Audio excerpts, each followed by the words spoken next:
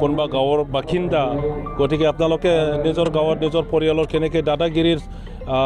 প্ৰভাৱ কেনেকৈ চলিছে সেইটো আপোনালোকে জানে যে আজি ধৰি লওক য'ত BPF মিটিং কৰে আমিতো গোটেই ব্লক কমিটিবোৰৰ মিটিং কৰিছোঁ য'ত আমি মিটিং কৰোঁ তেতিয়াই তেখেতসকলে বেলেগ প্ৰগ্ৰাম লয় আৰু গাঁৱত সোমাই পেলাই কয়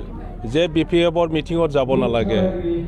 BPFৰ মিটিঙত যাব নালাগে বুলি ক'লে গাঁৱৰ মানুহে নাযাব সেইটো নহয় ইয়াৰ কাৰণে তেখেতসকলে অল্টাৰনেটিভ মিটিং কৰি দিয়ে সেল্ফ হেল্প গ্ৰুপ মহিলাসকলৰ মিটিং কৰি দিয়ে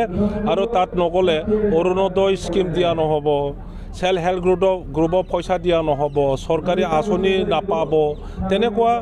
থ্ৰেটেনিং দি পেলাই মানুহসকলক বাধা কৰি আছে নহ'লে কোনোবা স্কুলৰ মিটিং কৰি দিব